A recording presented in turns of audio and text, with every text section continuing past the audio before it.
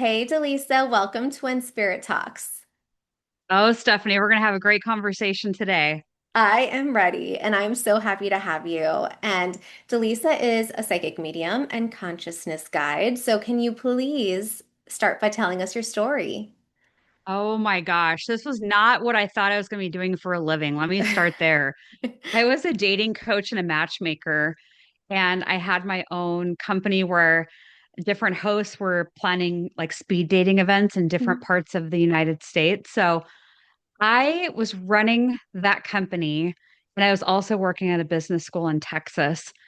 And I decided last minute to go to New York to go to the Omega Institute to go to a workshop on synchronicity. Like, how Mm. ironic could my story be? I was at a retreat, about synchronicity and how everything happens for a reason. And on that trip, the last night, I decided to go and stay at a friend's house who happened to just have a house near the Omega Institute, kind of in the middle of the woods.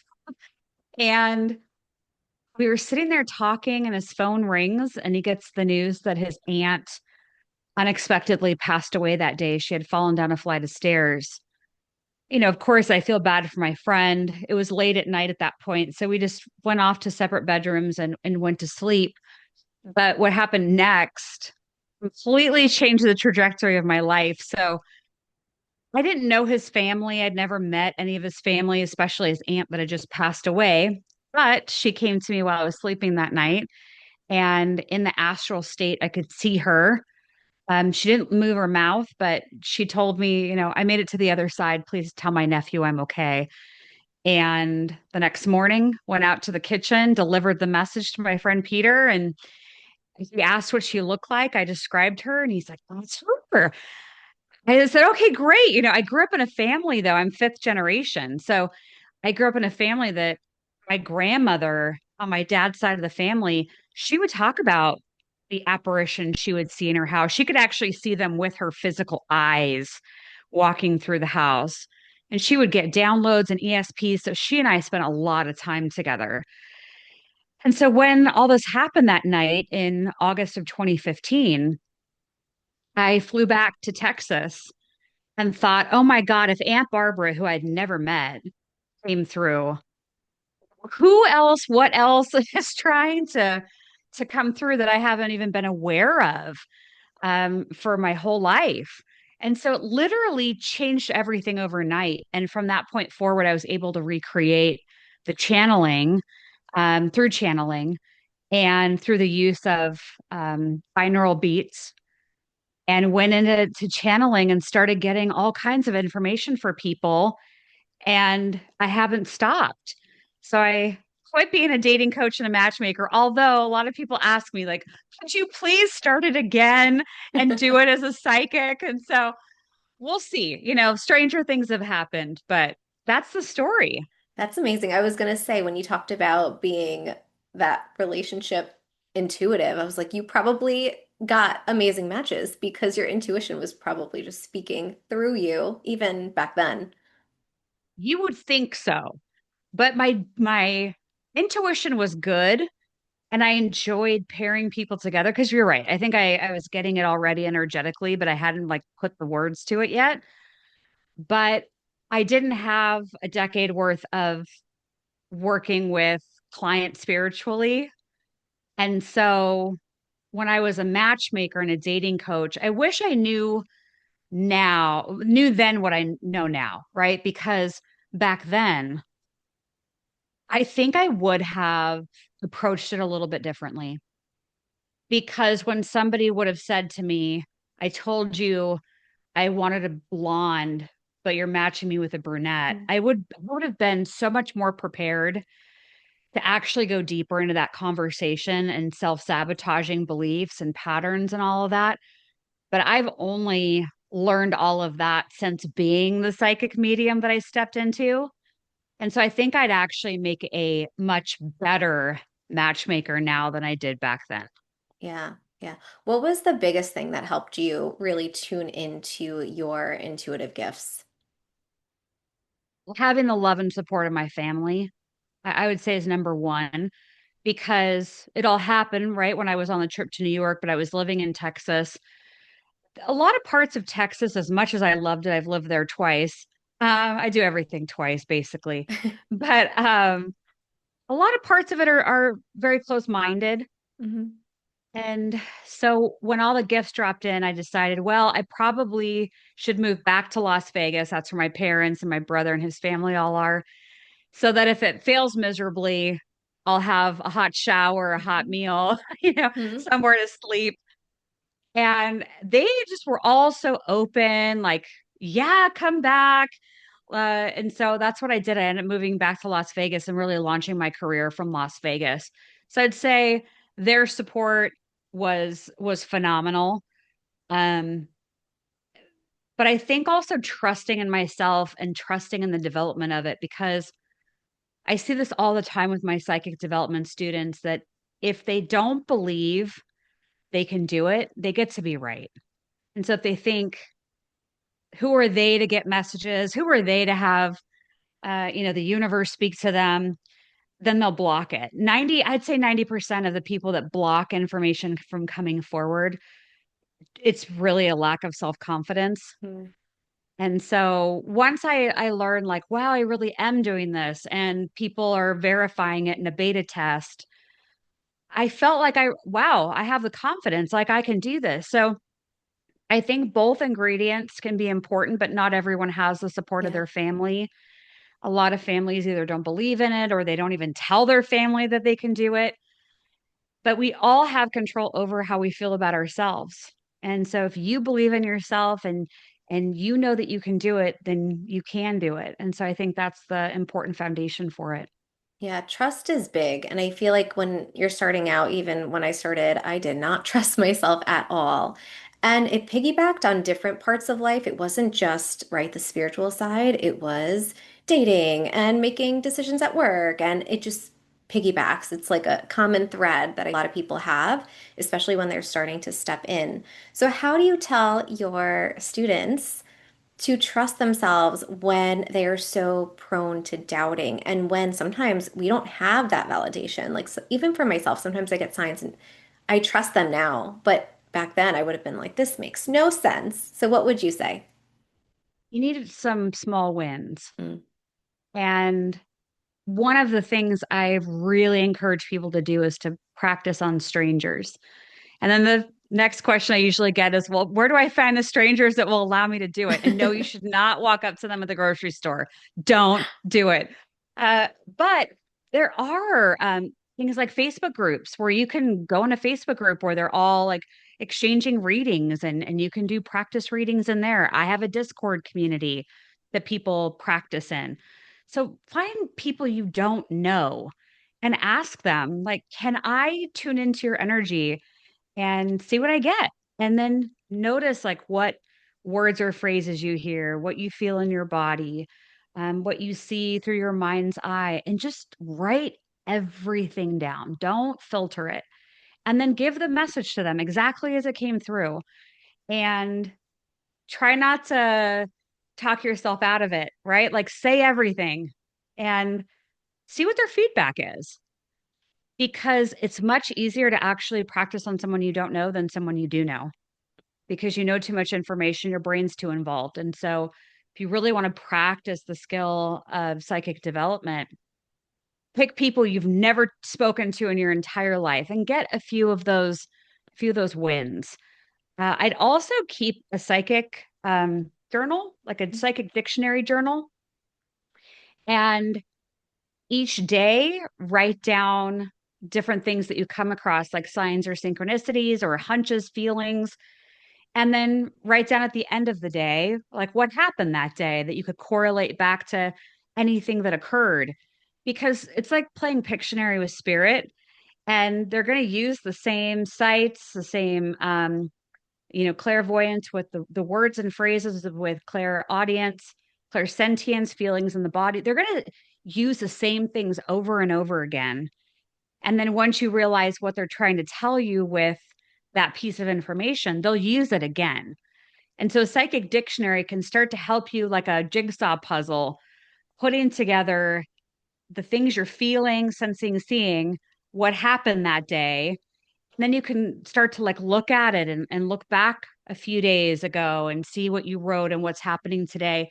And you have this beautiful journal and dictionary that you can use over and over again. And you'll start to become proficient. It's like learning another Yeah. language. It's so true. And everyone has different signs and signals too. My version of yes is chills down my back, those tingles. But yes, for someone else might be something entirely different. Now, when you are tuning in and you're channeling, do you always use your binaural beats or can you just close your eyes and tune in? These days, I just go right into it. I Yeah. don't need any tools or anything. When I first started, I liked using the tools and they were incredibly helpful. But I think you just get to a point where you've worked the muscle so much and you understand the psychic dictionary that you don't have to use any tools. I even find I like doing oracle cards and tarot Mhm. cards, like they're fun, but I'm much faster getting an answer if I just channel on Channel. the answer. It drops in so quick. I'm like, I feel like cards slow me down. Yeah. And so usually I'll use cards where I ask, show me cards of something I didn't say yet or something that needs to be reiterated. But channeling is so much faster. Yeah. And for anyone who's starting out, what would you say to them if they are practicing on strangers and they have a gift, but let's say they talk with three people and they're giving them their notes and nothing registers? What would you say to them? It's an excellent question because it could be very deflating if you're giving the messages and nothing resonates. So it may even come down to how you frame it with the person you're giving your messages to, because I believe that spirit doesn't waste a thought, doesn't waste a message from coming forward. And so if you've had this person's photo and their first name in mind and you wrote down everything, then there needs to be some trust that there is something in there that is meant for them to hear. And so you could even position it to the person before you even give them your notes to say, I believe that spirit always comes forward as something that's meant to be heard. I'm going to share everything I wrote down.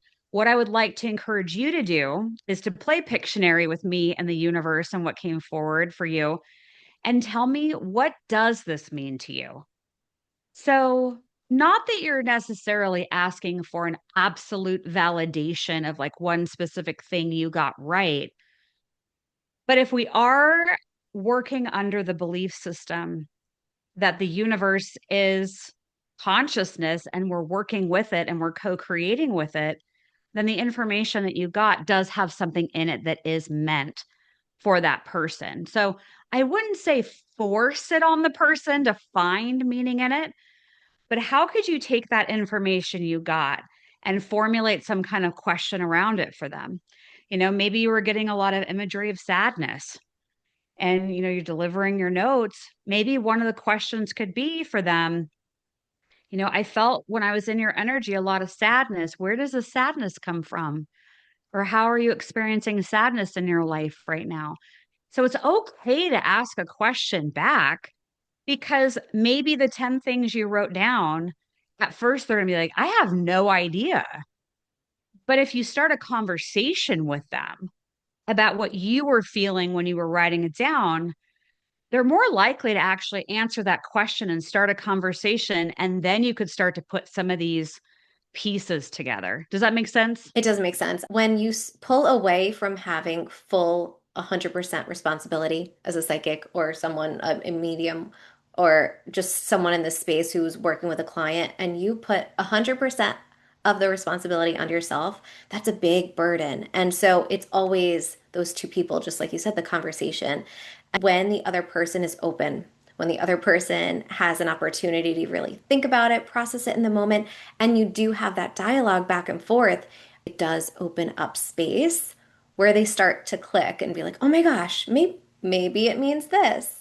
And even I remember when I started out, things did not make sense to me. And so I'd be writing things down because for me, I started channeling when I was doing Reiki sessions. That was how I started. And I remember writing things down and it made no sense. They were so random. But when you relay them, right, the person is like, I know what that is, or I know what that is. And you might have no idea. And sometimes they find out days later. They'll be like, wow, you said this. I had no idea what it meant. And days later, they're like, I saw it or I know what it is. Do you find that with yourself as well? Oh, Yeah. yes. And even for myself, like when I get an intuitive nudge about my own life, I may get this feeling and go, huh, that's interesting. And then a few days later, I'm like, oh, Yeah. that's why they were showing that to me. And I think reading ourselves can be challenging too. I think Yeah. it's hard to see the picture when you are the frame and we're too close to it.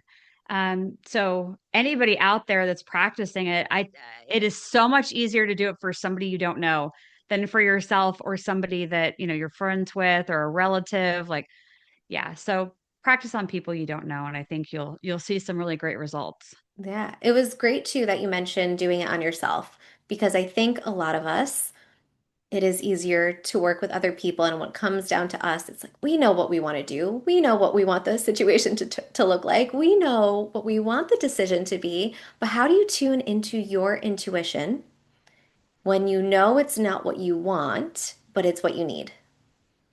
Hmm. That's a powerful, powerful question because even the question I think asks us to sit still Yeah. and consider what we're already hearing and knowing inside of ourselves. Because you're right, we get the nudges. I think most of us get nudges about what we should do. Mm, And it's not always in alignment with what we want. But I think it's that faith in knowing that whatever that nudge is, whatever we know we need to do, but maybe it's hard to do, that the universe is giving us that sign, that signal, that nudge, because it actually is in our highest and best interest to lean into what we know we're getting that intuitive nudge about.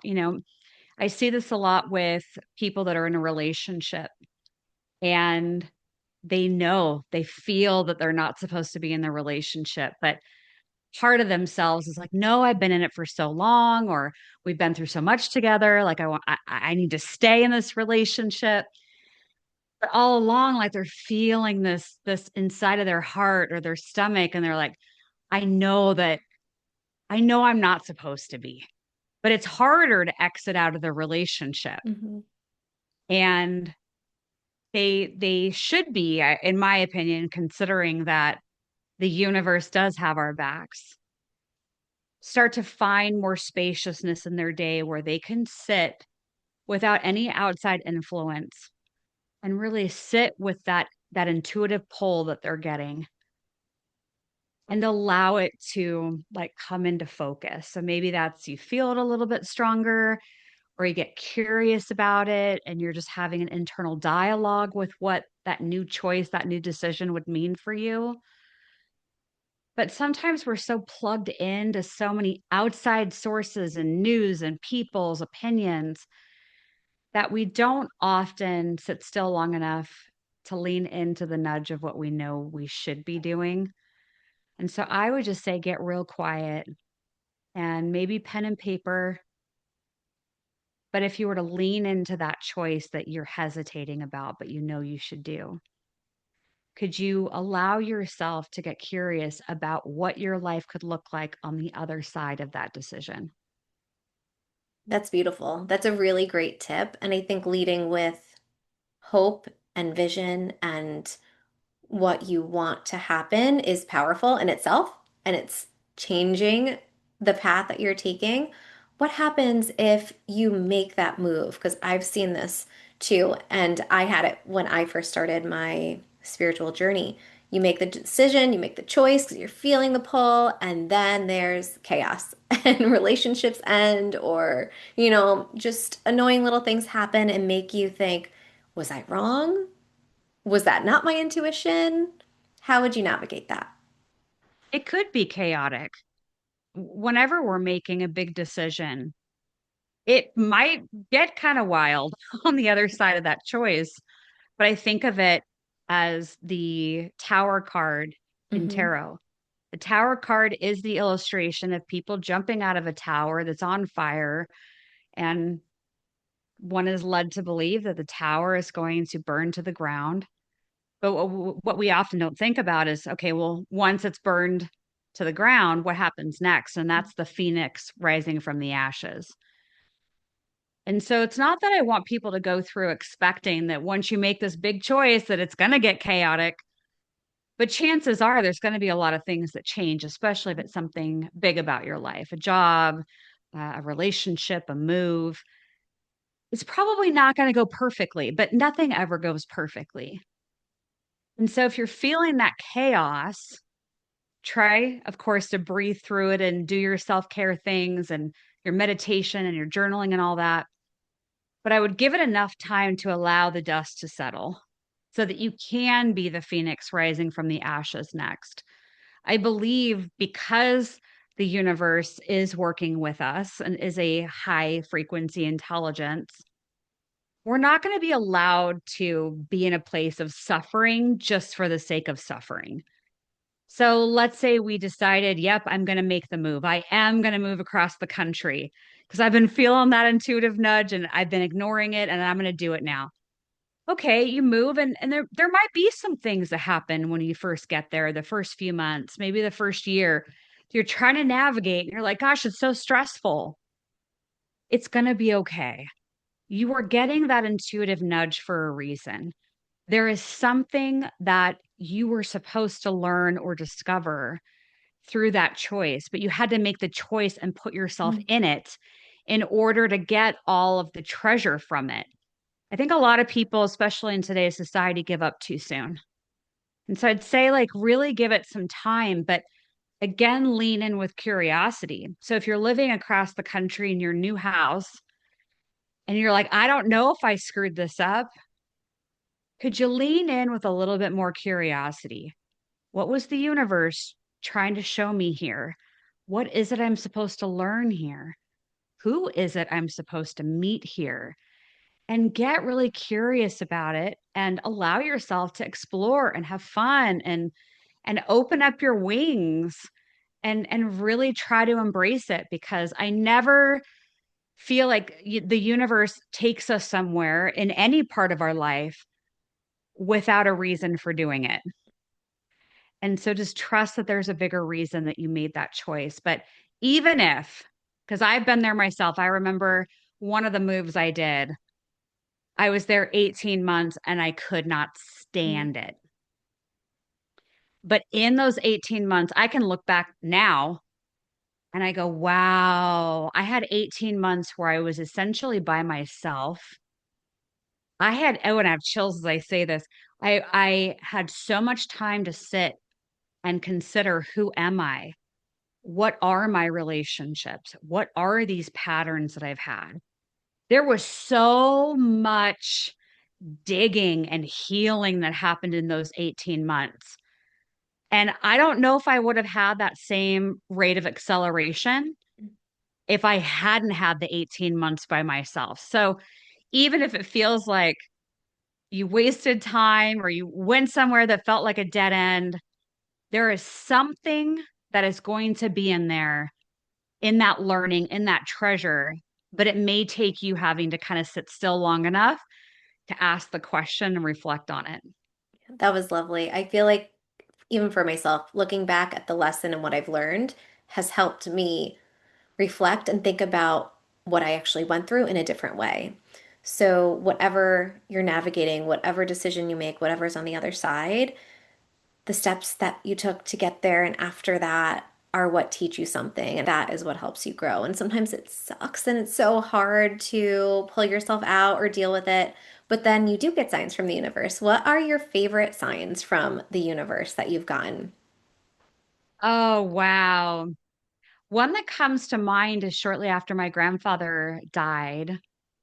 I was sitting in an apartment in Texas and I was typing on the keyboard and I was thinking about him, and I got up from my keyboard and had to walk into the other room, and I came back and there was literally a feather sitting on top of my keyboard. It's like, that is so amazing. I also remember one time, this isn't necessarily a sign, but one time I was at home and I couldn't find my cell phone charger. This is back in the day where you had like one cell phone charger and you had to plug it in all the time, right? So I couldn't find it. And I finally said, I'm Spirit, please bring me back my cell phone charger. My bedroom was connected to the bathroom. I walk into the bathroom, I walk back into the bedroom, and it was sitting on the middle of the floor. Isn't that amazing? It's Yes, you have to ask. I tell people yes, all the time, I'm like, you can talk to them. You can talk to your loved ones in spirit. You don't have to wait for anyone else to open the invitation. They're yes. listening and they will show up. If you ask for a sign, like one of my favorite things to do is, and I always get downloads when I'm driving to work, but my favorite thing to do is if I'm really confused between two things, and obviously you use your intuition, you're not just blindly following, what you're getting, but you ask a question and then you ask for a sign. If I'm meant to do this, show me this. Show me a feather. If I'm meant to do this, show me the number three and see what happens. And then take that sign and then go internally and figure out what is best for you and your family and, your life. But I love those signs. It's like you asked and you got it. Yes, there was another instance I'll share because it's such a cool story. I don't have a good sense of smell, hmm just in my own life, my human body. You're lucky. That's what people tell me. Uh, but yeah, so when I was first starting out doing this work, I was living in Vegas and I had to drive across town to get to a group reading. And here I am driving down the freeway and I said, please give me a piece of information I can walk into this group reading with because I don't want to look like an idiot. And I'm brand new to doing this. And I start seeing in my mind's eye, because I'm very clairvoyant, I start seeing popcorn. I thought, oh God, this could be bad. And they kept showing me popcorn. I said, please give me something. And I start inside of my car smelling popcorn. Oh God. So I get to the event, I go inside, all these people are sitting around, I'm introducing myself, and I said, listen, on the way here, I was seeing popcorn, I was smelling popcorn. And as soon as it comes out of my mouth, I can feel a cat that died brush up against my leg and I can see its energy. These two women start crying. I'd have never met them before. I'm like, what popcorn? And it turns out they were sisters. And the one sister had been at home with her husband and they made popcorn in the popcorn machine. And then they went to bed one night and the popcorn machine burned their house down Oh, and killed their cat. wow. So from that moment forward, I was like, oh my God, I will never doubt anything from spirit ever again, even if it's the most random thing that comes through, because you never know with that one word, that one symbol. Like we have the ability with these gifts that we all have to really impact someone else's life. And just by saying popcorn, it validated that their cat was still okay on the Mhm. other side and that spirit knew, the universe knew about what happened with the popcorn machine and a stranger walking in talking about popcorn and what that meant. So we just never know. And the gifts really are gifts. And I think they're meant to be shared. Yeah, I agree. And before we get into the spirit segment, do you have or have you picked up on any messages for 2026 that the collective needs to know? Oh, mercy. I know. Before I say this, I think it's really important that we not take the fear and the panic hmm into our own lives and our bodies and that we use it more for helping us discern what it is that we should do next or what our families should do next. But we are in the middle this year of a great dismantling.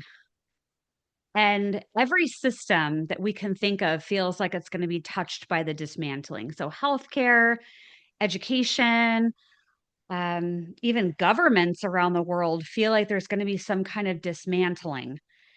And so things that we may be plugged into of systems that we may participate in, those feel like those are going to be up for either a drastic negotiation or they're going to be removed from our lives and we'll have to come up with new systems and ways of doing things. But it just feels like I think it's probably Uranus going into Gemini that happens end of April.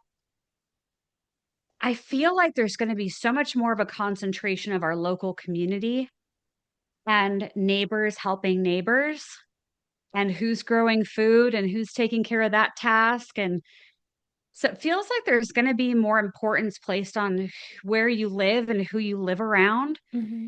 because it doesn't feel like it's going to be the same experience for some people this year as it will be for others. And if you're asking yourself, well, how would I know? What are the headlines looking like in your city that you live in right now? Do you live in a dense populated area? Do you live in like a major city? If you do, you may want to try, excuse me, try some of these intuitive practices so that you can get a better idea of what is unfolding. Because I think part of the journey that we're on this year could could mean for several people, many people, a migration out of these densely populated cities and more into rural areas or more of like the countryside because I think the experience in large cities can be very volatile this year. And I think the summer is going to be very, very hot in terms of temperament and aggression. Uh, and it does feel like the war energy is very much front and center. I mean, we're already seeing that with, the first 4 months of the year, but that feels like it gets even louder. And it could potentially bring about different attacks in different places where they normally do not occur and in different ways. Um, I'm just seeing something as I'm saying this out loud. So spirits got me a little bit distracted. Um, you know how that goes. Like you're talking about Yeah. one thing and spirits like Yep. in your ear. Um, they want me to remind people about how their intuition is a superpower. And if you ever feel like you're not sure if you should go to something like an event or some like a parade or something like that, ask yourself if it's your intuition, which should feel more confident and settle in a way, or if it's anxiety that might feel a little bit more urgent or the pace of anxiety feels like it gets to be really, really fast. But intuition should feel just like a deep knowingness. And so if you feel like you're not supposed to go somewhere and it feels like intuition, trust it because it feels like there's going to be different style of attacks on the US this year. And I'm also hearing next year, but it feels like styles of attacks that maybe other countries would be used to, similar to like suicide bombings. Hmm. So I don't say that to scare anybody, but I also know how that sounds. So just trust your intuition. This is like, I feel a non negotiable at this point in our lives where we really need to lean into our intuition and trust it because it really could save our lives at this point. Thank you. Thank you so much for Yeah. sharing that. That was really powerful. And it's a great reminder to really just tune into yourself and what you need to do for you. Yeah. Do you have a favorite thing that you always include in your daily routine that keeps you grounded and balanced that might help others do the same? I love reading. Mm. And I know that's probably something that a majority of the audience does is read. But what I've been doing lately that I really like is I have two books that I'm reading at the same time. one that feels like it's helping me heal. So I can choose whatever one that I have a ton behind me. I pick whatever one I feel like I need at that point. And then I choose one book of my choosing. So I like murder mysteries Hmm. and detective books and stuff. And so by reading one chapter out of each book each night before I go to bed, yes, it helps me because it helps me relax. And I also learn something from the self help book or the spiritual book. But I've also found that it opens up my dream state much more vividly. So by reading just before bed and maybe reading a couple of different kinds of books, I feel like I'm experiencing and seeing so much more in the dream state that's helping me unpack what's happening in my awake life. And so, anybody out there that feels like they want to have more of a relationship with their dreams, maybe try incorporating in one or two books at night and see if reading that just before you go to bed, if that also helps you to have more profound experiences in your dreams. That is interesting. That's really interesting. Have you ever found, random question, have you ever found that if you only read from the one book, it doesn't open you up as much? But it still did when I used to do just the one book. I still feel like I had vivid dreams. But I think reading the self-help book, because I used to just do like a murder mystery some Hmm. kind, and I would have really interesting dreams. But by layering in a self-help book as well, I feel so much more relaxed that I think it does open up my subconscious mind more. So I like doing the two books Hmm. that are very different. And I think it has more of a profound impact, but I think you would still be able to get information from your dreams, even if you just picked one, let's say, fiction book that you want to read a chapter from each night. So you can experiment with both. That is very cool. I'm gonna Yeah. try it. That was very cool. Now, I know you already said a few, but do you have a favorite story regarding your connection to spirit? Oh my gosh, there are so many. There's one that happened not too long ago that really moved me. It happened in Western Washington state, and I was at a casino where a few days prior, a man had been murdered at the casino. Ooh, and I have chills coming up my whole body. He was still in the casino. He hadn't transitioned over to the other side. So was a couple days Mhm. later. So I was standing in the casino, and he looked at me and he said, "What happened?"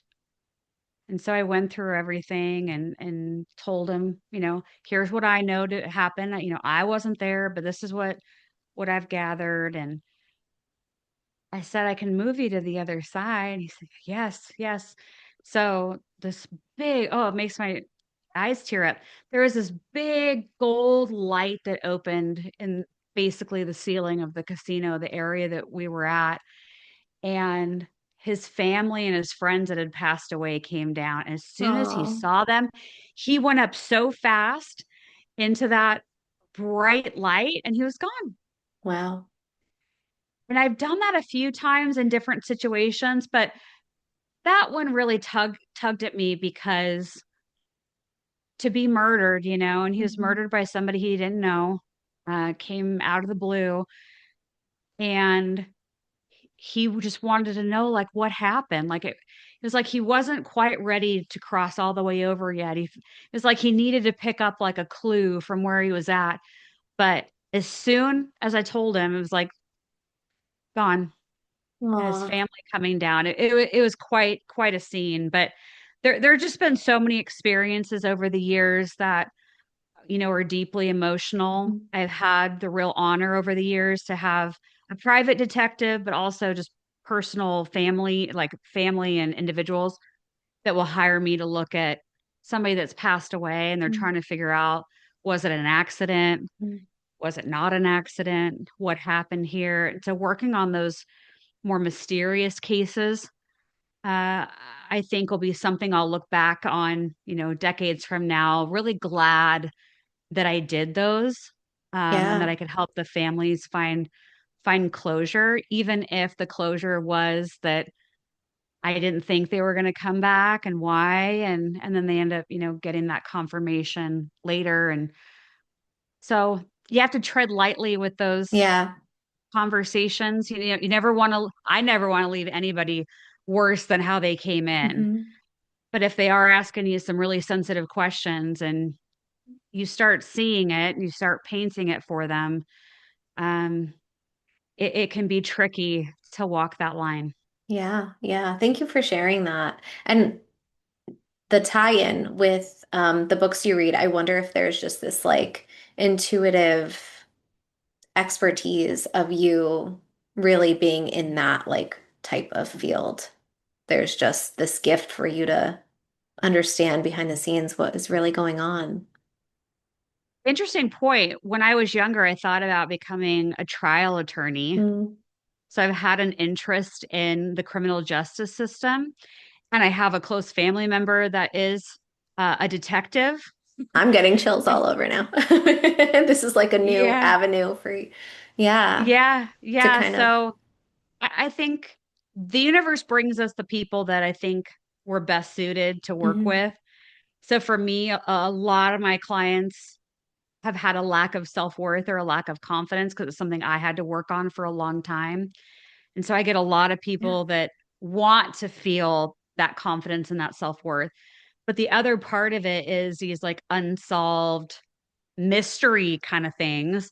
So I've created a ton of content over the years on social media, um, about like different celebrities that maybe have a mystery around them or a cold case and looking at that. So yeah, yeah, it's it's like a kind of an line. yeah, There's a it's kind of a theme. thread. Yeah. Yeah. Yeah, for sure. So yeah, the universe knows to send me whatever it feels I'm best aligned for. Amazing. And what is one final piece of advice you have for listeners trying to improve their spiritual well-being?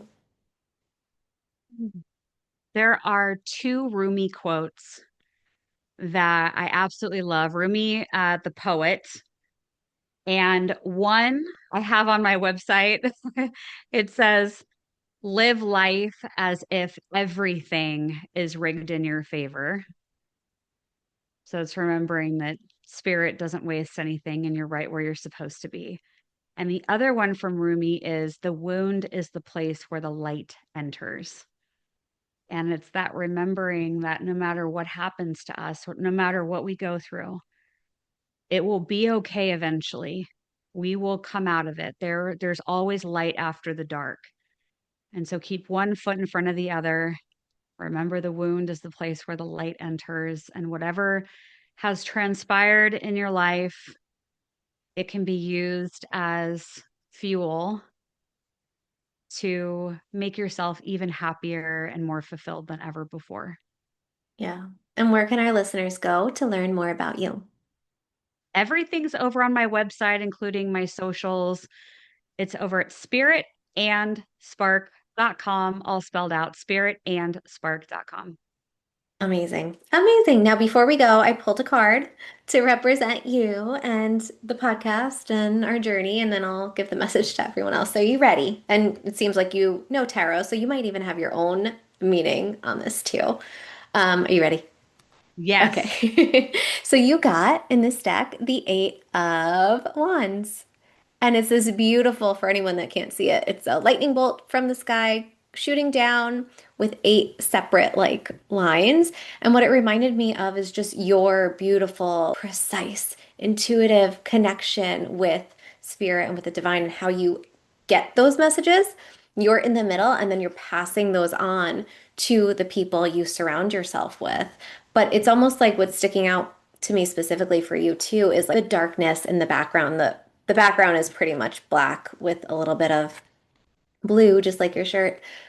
And so it's just you helping people get some clarity in those dark moments. But yeah, that's what stuck out for me. I love the card. I love the visual. I always think of like that fast moving electric energy. And with all the lightning bolts, it reminds me of that Uranus going into Gemini Mm, and just how things are going to be like moving and fast shaking. moving. Yes, I'm Yeah. ready for it. I'm ready. Thank you. You're welcome. And the message for everyone else is it's time to take action. So something is coming up. It's going to be quick, and you're going to need to decide in the moment exactly how you want to proceed. So just tune into your intuition and make the decision. So, Delisa, thank you so much for coming on and sharing your energy and your wisdom and your stories with us. Thank you, Stephanie. It was delightful, and I hope we get to do it again.